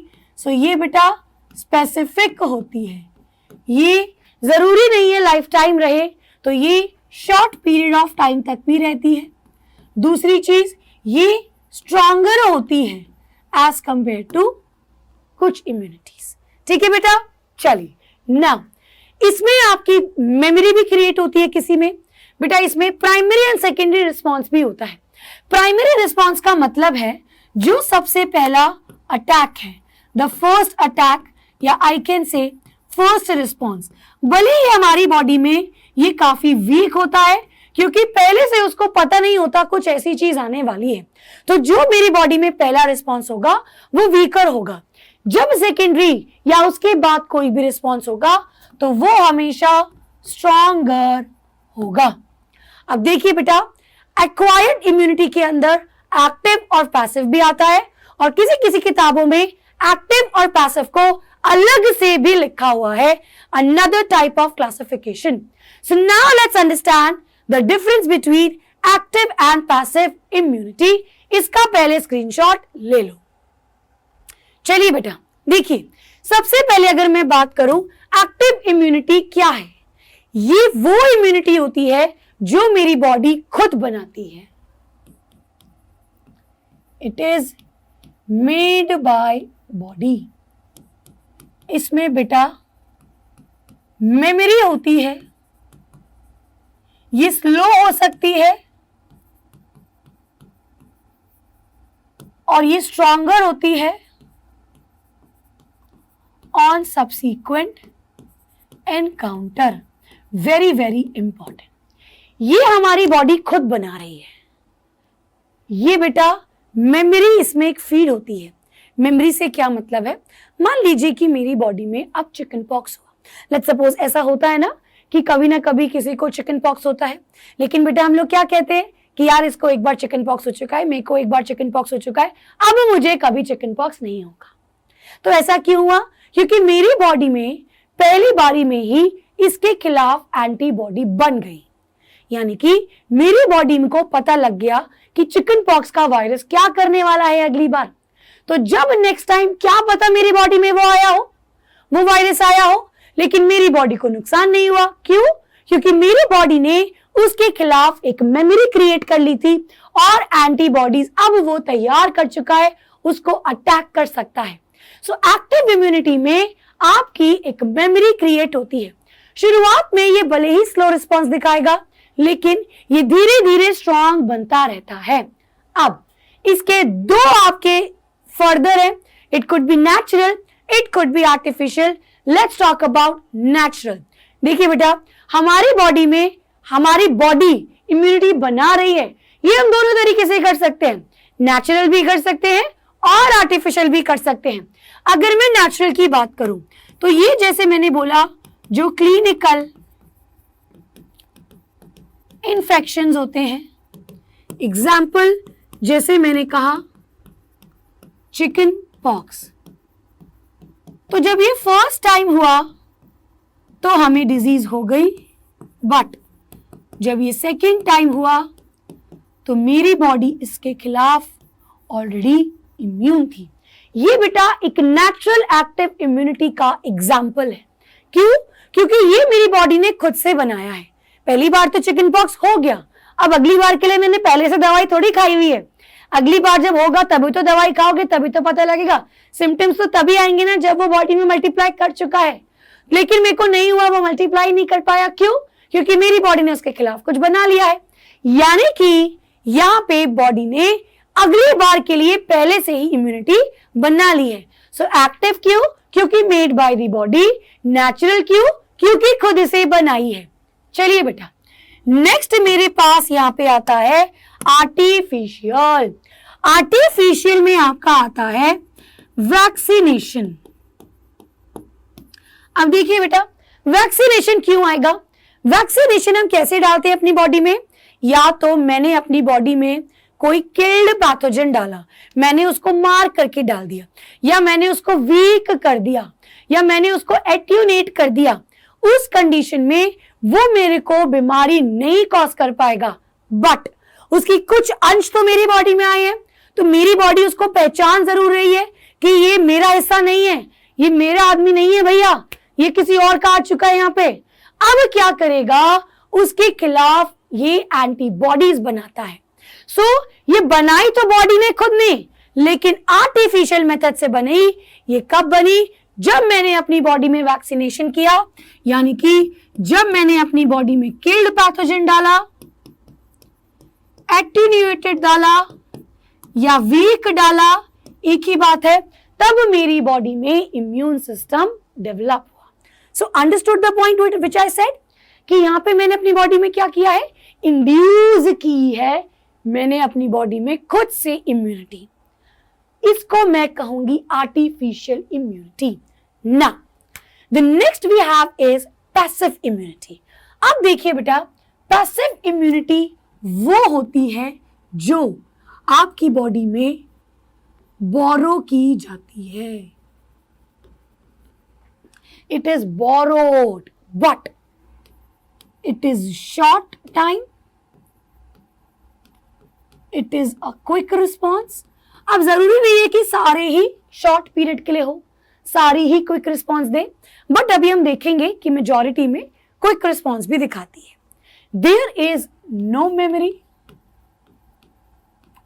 Now, let's understand what are the examples of passive immunity. ये मेरी बॉडी ने बोरो की है। अब सबसे पहली बात करूंगी नेचुरली। मेरी बॉडी नेचुरली क्या बोरो कर रही है? सो यहाँ पे बेटा आपकी दो आती है, एक IgA और एक IgG। IgG बच्चे मदर से प्लासेंटा से आती है और IgA मदर से कोलेस्ट्रम से आती है। सो ये बेटा जो इम्यूनिटी होती है ये मेरी बॉडी ने मदर से बोरो की है। आप इसको इनेट भी कह सकते हैं, इसलिए मैंने कहा है कि कुछ कुछ किताबों में इसको एक्वायर्ड के नीचे दिया हुआ है, कुछ कुछ किताबों में एक्टिव और पैसिव को अलग क्लासिफिकेशन दी है। सो मैं यहां लिख भी देती हूं, आप इसको इनेट भी कह सकते हैं। क्यों? क्योंकि ये मदर ने दे तो दिया बाय बर्थ, लेकिन ये अगर देखा जाए तो मेरी बॉडी में खुद से नहीं बनी, मदर से मुझे मिली है। सो ये बेटा मेरी बॉडी में पैसिव इम्यूनिटी है। ठीक है, चलिए the next I talk about artificial. अब मैं बोरो कर रही हूं लेकिन वो बाहर से होना चाहिए। सो यहां पे बेटा मेरी बॉडी में आते हैं जैसे कि एग्जाम्पल टेटनस का इंजेक्शन। अब इसको टेटनस का वैक्सीन मत लिख देना। जब हमें चोट लग जाती है तो हम टेटनस का इंजेक्शन लगाते हैं। क्यों? ताकि मेरी बॉडी को आपका टेटनस ना हो सके। सो ये हमने क्या किया, हमने उस टाइम अपनी बॉडी में इंजेक्ट किया है। ये तुरंत रिस्पांस दिखाएगी, क्विक रिस्पांस दिखाएगी, कोई मेमोरी तो नहीं थी, नहीं तो इंजेक्शन लगाना ही नहीं पड़ता। और ये ऐसा तो नहीं है कि लॉन्ग पीरियड के लिए होगा। अगली बार कभी दोबारा चोट लगी तो 5-6 महीने बाद जब दोबारा चोट लगी तो फिर से लगवाना पड़ेगा। सेम चीज बेटा स्नेक वेनम के खिलाफ हम एंटीटॉक्सिन लगाएंगे। तो मान लीजिए आज अगर सांप मुझे काट गया तो मेरी बॉडी में एंटी टॉक्सिन लगाया जाएगा। अब इसका मतलब ये नहीं है कि आज के बाद मैं नागिन बन जाऊंगी और जब मेरे को दोबारा कभी सांप काटेगा तो मुझे कुछ होएगा ही नहीं। ऐसा नहीं होता। हम इसको अपनी बॉडी में बार बार प्रोवाइड करेंगे। So that is why it is artificial, it has no memory, it gives a quick response and it is borrowed. अब यहाँ पे बच्चे बहुत कंफ्यूज होते हैं। यहाँ पे भी जो एंटीबॉडीज होती हैं, इन एंटीबॉडीज को हम कहते हैं प्री फॉर्म्ड एंटीबॉडीज। सो देखिए बेटा, यहाँ पे प्री फॉर्म्ड एंटीबॉडीज बन रही है, यहाँ पे आपकी एटेन्यूएटेड और वीक एंटीबॉडीज है, पैथोजन डाला जा रहा है। वो प्री फॉर्म का मतलब क्या होता है? स्नेक वेनम का एंटीटॉक्सिन मैंने कैसे बनाया होगा? मान लीजिए कि स्नेक ने किसी माउस को काटा होगा, तो उसकी बॉडी में एंटीबॉडी बने होंगे, उसकी बॉडी का सीरम से मैंने वो एंटीबॉडी को फिर बना करके मेरी बॉडी में यूज किया। सो that is a pre formed antibody. Alright, चलिए ये हमारा यहाँ पे इम्यूनिटी खत्म होता है। नाउ बेटा, a short difference between acquired and innate immunity. So देखिए बेटा, इनेट इम्यूनिटी फ्रॉम बर्थ होती है और ये नेचुरल होती है। एक्वायर्ड अडैप्ट करते हैं। इनेट बेटा थ्रू आउट द लाइफ रहती है, ये शॉर्ट लिव रहती है। इनेट इम्यूनिटी में कोई मेमोरी सेल्स नहीं है, वहां पे मेमोरी सेल्स डेवलप होते हैं। इनेट में नॉन स्पेसिफिक रिस्पॉन्स है, वहां पे स्पेसिफिक रिस्पॉन्स होता है। इनेट में इनहेरिटेबल है, पेरेंट्स से ऑफस्प्रिंग है, वहां पे ऐसा जरूरी नहीं है। देन एग्जाम्पल्स, चलिए इसका स्क्रीनशॉट लेंगे। अब बेटा अगला, let's talk about the immune system. Now immune system में आपने पढ़ी है कितनी चीजें?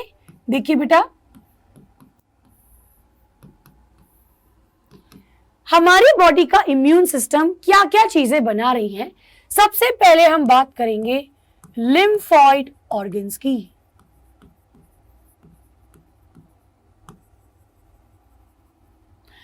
देन हमारी बॉडी में एक होता है malt, which is mucosal associated lymphoid tissue. Then we have the lymphocytes. And then बेटा जो ये बनाते हैं, जिसे हम कहते हैं एंटीबॉडीज। चलिए अब यहां पे देखेंगे सबसे पहले लिम्फॉइड ऑर्गन्स। सो दो तरीके के लिम्फॉइड ऑर्गन्स होते हैं, एक आपके प्राइमरी लिम्फॉइड ऑर्गन और एक आपके secondary lymphoid organ. Primary lymphoid organ वो है जहां पे लिम्फोसाइट बनते हैं और मैच्योर होते हैं, जहां पे लिम्फोसाइट्स बनते हैं और मैच्योर होते हैं। सो यहाँ पे मेरे पास आता है बोन मैरो और थाइमस। सो देखिए बेटा, very very important, bone marrow में बी सेल्स यानी कि बी लिम्फोसाइट्स बनते भी हैं और मैच्योर भी होते हैं। So these are formed and these are mature. Thymus में क्या होता है? यहां पे आपके बोन मैरो सेल्स तो बोन मैरो में ही बनते हैं, लेकिन टी लिम्फोसाइट्स यहां पे मैच्योर होते हैं। सो बोन मैरो में टी सेल्स फॉर्म तो होते हैं, लेकिन थाइमस में टी सेल्स मैच्योर होते हैं। क्लियर है? चलिए अब अगला देखेंगे माल्ट। माल्ट बेटा यहां से क्वेश्चन क्या आता है कि ये हमारी बॉडी में 50% रहता है, यानी कि 50% हमारी बॉडी में जो टिश्यू है इम्यून सिस्टम का, दैट इज माल्ट। ये कहां पे होता है? ये हमारी म्यूकस मेम्ब्रेन जहां पे है, यानी कि रेस्पिरेटरी ट्रैक्ट में। These are in the urinogenital tract. Then ये हमारे गैस्ट्रो इंटेस्टिनल ट्रैक्ट में प्रेजेंट होता है। Then we have is the lymphocytes. अब lymphocytes कौन से है मेरे पास? B lymphocytes and T lymphocytes. अब देखिए बेटा, यहां से आपके पास क्वेश्चन आता है, write the difference between B cells and T cells। तो मैं आपको ये यहीं पे लिखवाती हूँ। B cells आपके क्या है? पहला पॉइंट तो ये बने बोन मैरो में, वो बने थाइमस में, दोनों ही ये बोन मैरो में बना। मैं लिख देती हूँ, these are made in bone marrow. ये भी बेटा बोन मैरो में बने, लेकिन ये मैच्योर कहां हुए? थाइमस में। ये फिर से उल्टा लिख दिया, बी का नाम ही बड़ा है बी सेल्स, क्योंकि ये बोन मैरो में ही मैच्योर होते हैं और ये थाइमस में मैच्योर होते हैं। ठीक है बेटा, चलिए उसके बाद क्या होगा? बी सेल्स जो होते हैं दे मेक एंटीबॉडीज, ये एंटीबॉडी बनाते हैं और टी सेल्स हेल्प करते हैं एंटीबॉडीज बनाने में। ये बेटा हमारी बॉडी में कम होते हैं, टी सेल्स ज्यादा होते हैं। आपके जो बी सेल्स होते हैं ये क्या करते हैं, ये बेटा इनके पास रिसेप्टर्स होते हैं टू अटैच टू एंटीबॉडी, लेकिन इनके पास नहीं होते। Very very important question, direct 2 number का पूछा जाएगा, सेल मीडिएटेड और ह्यूमोरल इम्यूनिटी। सो बी सेल को ह्यूमोरल इम्यूनिटी कहते हैं एंड टी सेल्स को सेल मीडिएटेड। दूसरी चीज बेटा, जो कैंसर, ऑर्गन ट्रांसप्लांट, कोई भी हमें ग्राफ्ट चढ़ाना है उसमें टी सेल्स काम करते हैं। सो ऑर्गन ट्रांसप्लांट, ठीक है, देन आपका कैंसर, उसमें टी सेल्स काम करते हैं भी नहीं। And the last we have the antibodies. So अब जब आपसे कोई पूछे तो कौन कौन सी एंटीबॉडीज है, तो सिंपल से जवाब देना है, मेरे पास दिमाग है, मुझे पता है। कौन कौन सा है भाई, दिमाग। सो IgD, IgE, IgM, IgA, IgG, ये 5 इम्यूनिटी में एंटीबॉडीज, ये 5 एंटीबॉडीज हमारी बॉडी में होते हैं, जिसमें सबसे ज्यादा मेरी बॉडी में IgG होता है और सबसे कम मेरी बॉडी में IgE होता है। ठीक है, चलिए please take a screenshot. Now बेटा, नाउ अब ये हमारा इम्यूनिटी भी खत्म होता है। एक छोटा सा difference between active immunity to passive immunity. So as I have ensured you कि कोई क्वेश्चन बेटा आपके इससे पढ़ाया हुआ बाहर नहीं आएगा। सो देखेंगे अब, जो हमारी एक्टिव इम्यूनिटी होती है it is produced by the immune body, by us, लेकिन पैसिव ये हम बोरो करते हैं, वी रिसीव। एक्टिव इम्यूनिटी में इंफेक्शन से ये होती है, लेकिन वहां पे हम रेडीमेड एंटीबॉडीज डालते हैं। एक्टिव इम्यूनिटी में ड्यूरेबल है, लंबे समय तक है और इफेक्टिव है, लेकिन पैसिव में ये लेस इफेक्टिव है। अब अगर आप मुझे बोलेंगे मैम ये लेस इफेक्टिव क्यों है, सो देखिए बेटा, ये वैसे तो कोई रिस्पॉन्स देता है, लेकिन इसका मतलब ये नहीं है कि ये हमेशा आगे के लिए काम करेगा। उस हिसाब से ये छोटे समय के लिए है और लेस इफेक्टिव है। एक्टिव इम्यूनिटी बेटा एक लैग पीरियड लेता है, टाइम लगता है डेवलप होने में, लेकिन पैसिव क्विक रिस्पॉन्स देता है। एक्टिव में आपकी मेमोरी प्रेजेंट होती है, वहां पे नहीं होती। एक्टिव में आपका, अगर कोई ऐसा बंदा है जिसकी बॉडी में इम्यूनिटी नहीं डेवलप हो सकती, अगर जो इम्यूनो डेफिशिएंट होस्ट है उसके अंदर एक्टिव इम्यूनिटी का कोई काम नहीं है। वैक्सीन अगर हम बहुत बूढ़ों को लगाएंगे तो कोई फायदा नहीं होगा, क्योंकि बॉडी इतने अच्छे से रिस्पॉन्ड ही नहीं करती। लेकिन यहाँ पे एप्लीकेबल है, अगर किसी बंदे के पास इम्यूनिटी है ही नहीं तो आप ये प्रोवाइड करो, क्योंकि हम तो आर्टिफिशियल प्रोवाइड कर रहे हैं। नाउ नेक्स्ट बेटा, यहाँ पे लिखा है it is use for prophylaxis to increase body resistance. ये बीमारियों की जांच में मदद करता है, बॉडी का रेजिस्टेंस धीरे धीरे बढ़ता है। यहाँ पे ऐसा नहीं होता। Please take a screenshot. And now let's understand few more छोटे छोटे topics. The first we have is autoimmunity. So देखिए बेटा, autoimmunity क्या होती है, जब हमारी बॉडी अटैक करती है सेल्स को, यानी कि जो बॉडी है it do not differentiate between self and non self cells. हमारी बॉडी अपने ही सेल्स के खिलाफ लड़ने लगती है। अब इसका एग्जाम्पल क्या है, जैसे कि बेटा एलोपेशिया, तो बाल झड़ने लग जाते हैं, बॉडी अपने ही हेयर फॉलिकल्स को खत्म कर देती है। नेक्स्ट बेटा वी हैव इज जैसे कि rheumatoid arthritis,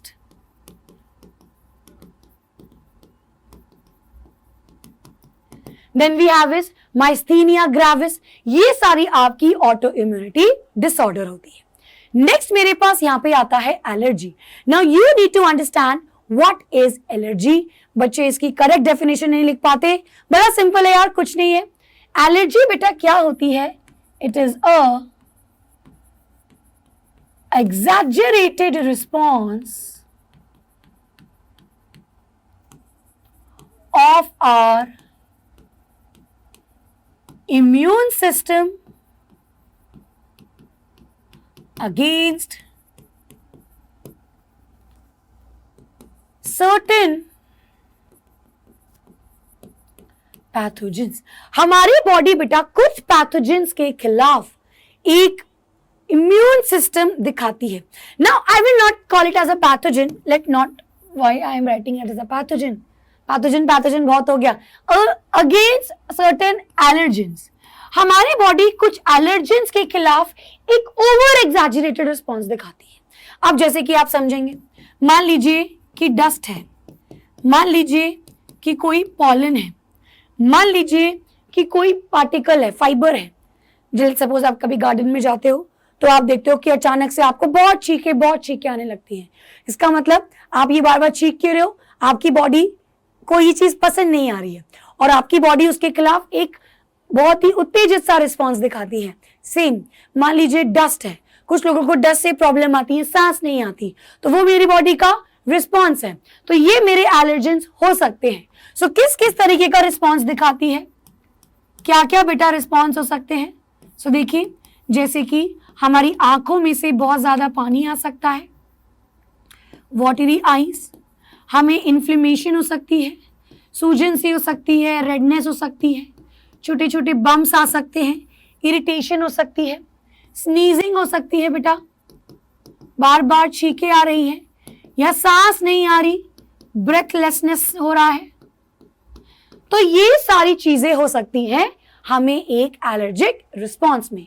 now the next question जो यहां से पूछा जाता है, व्हाई, ये हो क्यों रहा है? क्योंकि मेरी बॉडी में सर्टेन सेल्स हैं, जैसे कि मास्ट सेल्स, ये बेटा मेरी बॉडी में रिलीज करते हैं सर्टेन सब्सटेंसेस, जैसे कि सीरोटोनिन, जैसे कि हेपारिन, जैसे कि आपका हिस्टामीन। तो मान लीजिए मेरी बॉडी को कोई चीज पसंद नहीं है, लेकिन अब मेरी बॉडी को तो बताना है ना, ये खुद तो कुछ नहीं कर सकता, वो आ तो गई चीज, उसको मारना तो पड़ेगा। तो मेरी बॉडी को कौन बताएगा कि यहाँ पे कुछ हो रहा है? तो ये जो सेल्स होते हैं ऐसे सब्सटेंसेस को रिलीज करेंगे, जिनकी वजह से इस तरीके की रिस्पॉन्स आएंगे। तब जाकर के तुरंत हमारी एंटीबॉडी मैक्रोफेजेस आएंगे और उन चीजों को खत्म करेंगे। ठीक है, चलिए नाउ किस तरीके की मेडिसिन दी जाती है? क्या बेटा इसका क्योर होता है? कुछ नहीं, उन वाले सब्सटेंसेस को रोकना है, इन चीजों को कम करना है। सो बॉडी में दिया जाता है जैसे कि एंटी हिस्टामिनेज, एड्रीनलिन। ठीक है, चलिए ये यहां पे मेरा हो गया allergy. Now the next topic we have is cancer. अब कैंसर बेटा, इसको एक ही फ्लो चार्ट में सारे को समझते हैं। कैंसर क्या होता है उससे पहले आपको नॉर्मल सेल पता होना चाहिए। So what do you understand by a normal cell? So देखिए बेटा, जो हमारे नॉर्मल सेल्स होते हैं वो इस तरीके से प्रॉपर ग्रो कर रहे हैं, उनका प्रॉपर शेप है, उनका प्रॉपर साइज है, ये प्रॉपर टाइम से सेल डेथ हो रही है, तो जिसको हम बोलते हैं एपोप्टोसिस। अभी मैं डिफरेंसेस भी कराऊंगी। तो प्रोग्राम सेल डेथ होता है, इसके अंदर बेटा कॉन्टैक्ट इनिबिशन हो रही है। Now what do you understand bye contact inhibition? देखिए बेटा, सेल एक साथ जुड़े हुए हैं, अगर मेरा एक सेल यहाँ पे गायब, खत्म, बेकार हो गया, तो जब उसका रिप्लेसमेंट आएगा तो वहां पे एक ही सेल तो रिप्लेसमेंट आएगा, मतलब इट विल बी रिप्लेस्ड। सो यहाँ पे जब एक सेल साइड वाले सेल से कांटेक्ट कर रहा है, मान लीजिए कि हम 5 दोस्त यहाँ पे खड़े हैं, बीच में से कोई घुस रहा है, तो हम उसको ऐसे हटाते हैं ना, भगाते हैं, मत आओ यार, हम बीच में खड़े, तुम यहाँ क्यों आ रहे हो, जाके आगे लगो। सो ये कांटेक्ट इनिबिशन होता है। सेल एक दूसरे को नेबरिंग सेल में मैसेज भेजती है कि यहाँ पे कोई फालतू की ग्रोथ ना हो। ये चीज आपके नॉर्मल सेल्स में होती है। अब इन सेल्स के जो जीन्स होते हैं उनको बोलते हैं प्रोटो-ऑन्कोजीन्स। क्या कहते हैं? प्रोटो-ऑन्कोजीन्स। अब हुआ क्या, इस प्रोटो-ऑन्कोजीन्स में कोई हो गई म्यूटेशन। अब ये म्यूटेशन मतलब जेनेटिक मटेरियल में कुछ ऑल्टरेशन हो गई। कैसे हो गया ये बेटा? कोई रेडिएशन हो सकती है, तो it could be due to some rays, some ionizing rays, जैसे कि लेट्स सपोज एक्स रेज या गामा रेज, कोई आपकी ऐसी रेज हो सकती है जो कि नॉन आयोनाइजिंग, लेट्स सपोज आपकी यूवी रेज हो गई। बेटा ये कोई केमिकल हो सकता है, it could be biological reason, जैसे कि कुछ आपके ट्यूमर कॉजिंग वायरस होते हैं, तो इनकी वजह से कुछ म्यूटेशन हो गई। तो म्यूटेशन का मतलब जीन में गड़बड़ी आई ना, तो ये बेटा प्रोटो ऑन्कोजीन बन गए अब ऑन्कोजीन्स। ये क्या हुआ? प्रोटो ऑन्कोजीन्स बन गए अब ऑन्कोजीन्स, और ये नॉर्मल सेल्स अब कहलाते हैं आपके ट्यूमर सेल्स। तो मैं यहां पे ट्यूमर सेल्स लिखूंगी, ये कहलाते हैं ट्यूमर सेल्स। सो मान लीजिए पहले सेल ऐसे थे, अभी एक सेल खराब हुआ, तो यहाँ पे अनलिमिटेड टेढ़े मेढ़े छोटे बड़े कैसे भी सेल आ रहे हैं, तो यहाँ पे मेरा एक ट्यूमर कॉज हो गया। ना ही ये एपोप्टोसिस दिखा रहा है, ना बेटा ये ठीक से मैच्योर होकर के फिर डिवाइड हो रहे हैं, ये मैच्योर भी नहीं हो रहे, ये बेटा अनकंट्रोल्ड सेल डिवीजन दिखा रहा है, और ये कॉन्टैक्ट इनहिबिशन भी नहीं दिखा रहा। तो ये मेरा बन गया है tumour cells. Now another thing, ये ट्यूमर क्या अपनी जगह पे है या ये दूसरी जगह पे फैल रहा है? अब अगर ये अपनी जगह पे है तो उसको हम बिनाइन ट्यूमर कहते हैं, if it is confined to its own place। लेकिन अगर बेटा ये स्प्रेड हो रहा है तो इसको हम मेलिग्नेंट ट्यूमर कहते हैं, और ये ही बेटा होता है कैंसर। अगर ये स्प्रेड हो रहा है तो इसको मेलिग्नेंट ट्यूमर कहेंगे, and this is only cancer. अब देखिए कैंसर की एक प्रॉपर्टी है स्प्रेड होने की, तो ये कैसे स्प्रेड हो रहा है? तो यहां पे बेटा ये ब्लड वेसल्स बन रही है, अब ये ब्लड वेसल्स के थ्रू ये फैलेगा, और बेटा ये दूसरा सेकेंडरी ट्यूमर कॉज करेगा। ठीक है, अब इस चीज को हम कहते हैं मेटास्टैसिस। इसको क्या कहते हैं? Metastasis, which is a property of cancer. So एक बारी में यहाँ पे पूरा कैंसर कवर हो गया। कैसे होता है, कौन से ऑर्गेनिजम्स हैं, क्या होता है ट्यूमर और कैंसर में difference. Now how can you detect it? आप इसको डिटेक्ट कैसे कर सकते हैं? तो डिटेक्शन क्या है बेटा? हम बायोप्सी करते हैं। सो बायोप्सी में हमने क्या किया, हमने थोड़े से सेल्स लिए, फिर हमने उसको लैब में टेस्ट किया, क्या ये अनकंट्रोलेबल ग्रो हो रहा है या नॉर्मल ग्रो हो रहा है। देन हम यहाँ पे with the help of ultrasound check कर सकते हैं या एमआरआई करा सकते हैं। ठीक है, अब how you can cure it? तो यहाँ पे या इसको कैसे ठीक कर सकते हैं? So there are some surgical method. आप इसको सर्जरी से रिमूव कीजिए। यहाँ बेटा हम कीमोथेरेपी करते हैं, बॉडी में हम कुछ केमिकल्स डालते हैं, जैसे कि आपका विनक्रिस्टीन, विनब्लास्टिन, इनका इस्तेमाल किया जाता है। एंड बेटा यहाँ पे रेडिएशन थेरेपी भी, रेडिएशन से भी उस ट्यूमर को जलाया जाता है। ये तीनों के तीनों एक साथ भी यूज होती हैं। ठीक है, चलिए please take a screenshot now. यहाँ पे अगर आपके पास क्वेश्चन में आएगा write the differences, then you can write the differences. अब ये सारे मैं ऑलरेडी बता चुकी हूँ, आप बेटा इसको नोट डाउन कर सके। एक पॉइंट में यहाँ पे बोल देती हूँ कि जो नॉर्मल सेल्स होते हैं उनके बाहर एक एक्सटर्नल एक कवरिंग लेयर है जो उसको दबाए हुए है। So there is an external membrane जो कि एक बॉन्ड बना के रखेगी, लेकिन यहाँ पे एज सच कोई बॉन्ड नहीं होता। Please take a screenshot. And now the last topic of today's class, that is drugs. अब इस ड्रग्स को कंप्लीट करके हम यहाँ पे ये चैप्टर को कंप्लीट करेंगे। आई होप बेटा अभी तक आपको सारी चीजें समझ में आ रही होंगी। सो देखिए बेटा, यहाँ पे सबसे पहले हम ड्रग्स की बात करेंगे ओपॉइड्स। ओपॉइड्स के अंदर आपके पास आते हैं सेडेटिव्स।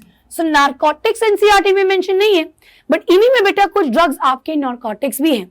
देखिए सेडेटिव्स कैसे होते हैं, जो आपकी बॉडी को काम करेंगे और जो आपकी बॉडी में एक नींद का नशा, इसीलिए मैंने नारकोटिक्स लिखा है। वैसे तो नारकोटिक्स और सिडेटिव अलग अलग होते हैं, लेकिन एनसीईआरटी में इन दोनों को एक ही माना गया है। सो नारकोसिस में नींद आती है, लेकिन यहाँ पे एनसीईआरटी के हिसाब से कैसे पढ़ेंगे? देखिए बेटा, ये हमारे ओपॉइड रिसेप्टर को बाइंड करता है। कौन से वाले? ब्रेन को और गैस्ट्रो इंटेस्टिनल ट्रैक्ट को। सो ये एक नारकोटिक यानी कि बेटा नींद आती है, सिडेटिव यानी कि यहाँ पे एक कामिंग इफेक्ट मिलता है। ये एनाल्जेसिक प्रॉपर्टी का होता है, यानी कि ये पेन को रिलीफ देता है। इनिशियली बेटा मैं आपको बताऊं, आप लोगों ने अगर कभी सुना हो मिल्क ऑफ पॉपी, तो मिल्क ऑफ पॉपी वर्ड आता है पॉपी प्लांट से, विच इज पेपेवर सोमिनिफेरम। तो इसका जो अनराइप्ड फ्रूट होता है, मतलब जो अभी नहीं पका है, उसकी बेटा लेटेक्स निकाला जाता है और ये इनिशियली यूज किया जाता था as a medicine.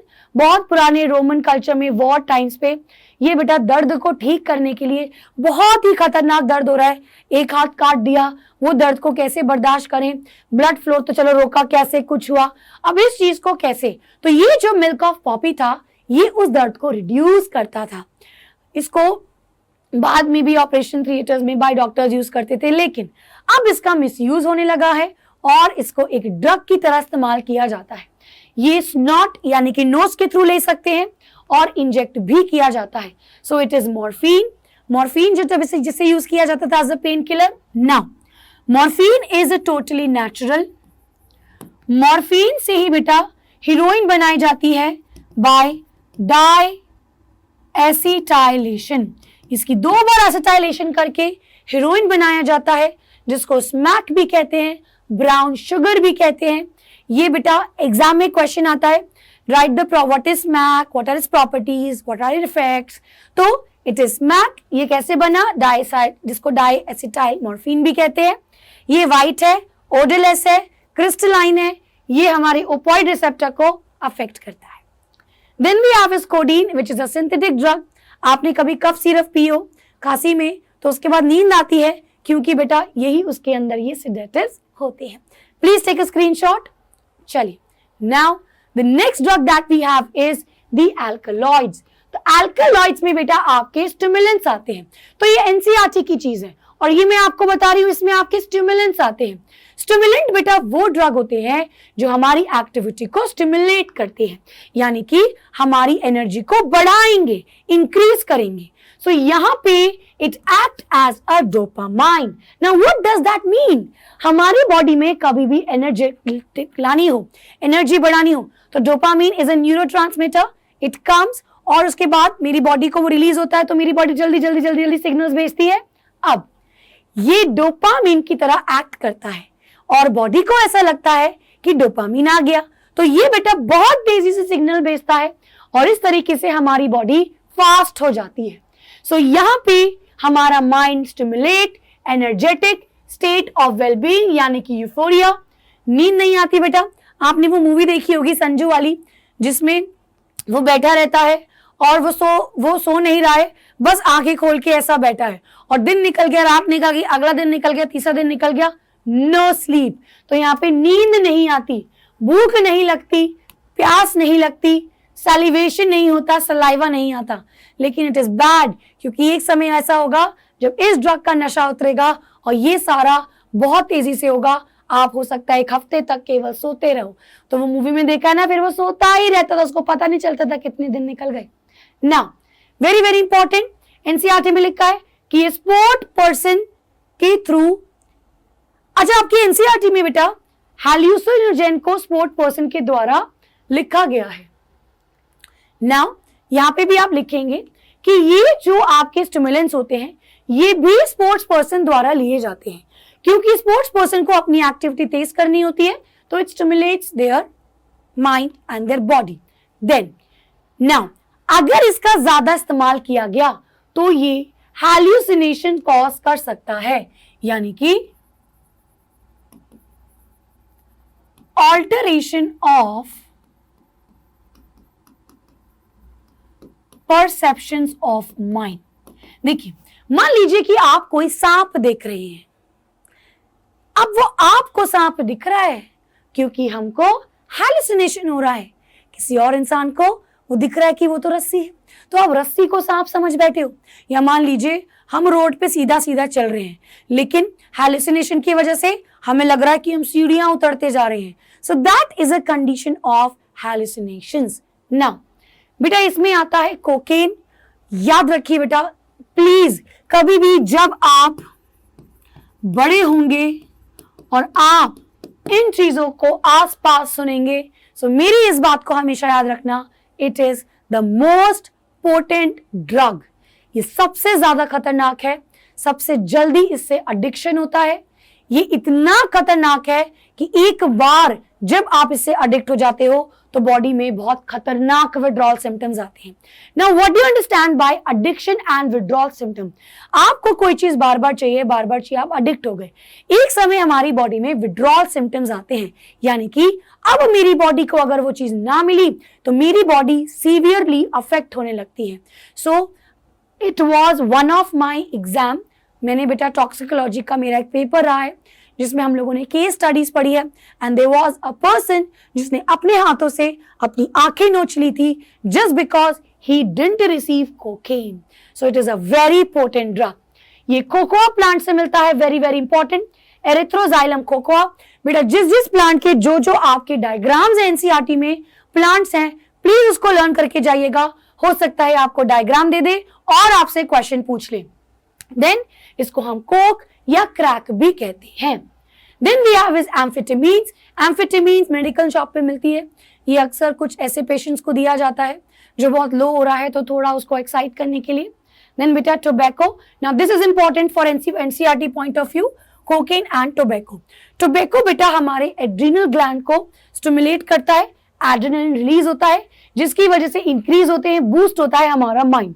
It can cause cancer also if we smoke it, and it can cause increase in the carbon monoxide in blood. ठीक है, चलिए। Now the next beta we have is depressants. Depressant नाम से ही पता लग रहा है ये वो है जो हमारी माइंड की एक्टिविटी को स्लो करेंगे, जिसके पास सिडेटिव एक्टिविटी होगा, कामिंग इफेक्ट होगा, यूफोरिया होगा। ये बेटा अक्सर उन लोगों को दी जाती है जिनको मेडिकल इलनेस हो। मेडिकल इलनेस यानी कि मान लीजिए कि वो डिप्रेशन में है, तो डिप्रेशन में उनको कभी कभी डिप्रेशंस भी दिए जाते हैं सो दैट उनकी बॉडी काम हो, और अगर कोई डिप्रेशन है तो उनको स्टिमुलेंट्स दिए जाते हैं सो दैट वो नॉर्मल हो जाए। लेकिन डिप्रेशंस उन पेशेंट्स को बिल्कुल दिए जाते हैं जिनकी एंजाइटी इश्यूज हैं। बहुत सारे सेलिब्रिटीज की मौत बेटा इन चीजों से हो चुकी है because they were addicted to these. A very nice example is the Michael Jackson. इन लोगों को एंजाइटी होती थी, एंजाइटी इश्यूज, घबराहट होना, और उस वजह से ये इस तरीके की मेडिसिन लिए जाते हैं। ये मेडिसिन से बहुत जल्दी एडिक्शन होता है एंड धीरे धीरे इट किल्स यू। सो इसमें आपका आता है बार्बिटरेट्स। नाउ दिस इज इंपॉर्टेंट जो आपको पढ़ना है। अल्कोहल क्या होता है? अल्कोहल डिप्रेसेंट होता है। ये बेटा इनिशियली तो बॉडी को हाई देगा, बट उसके बाद बॉडी बहुत ज्यादा लो हो जाती है, लेथार्जिक हो जाती है। अगर बहुत ज्यादा कंज्यूम किया जाए so person can go two comma and death also.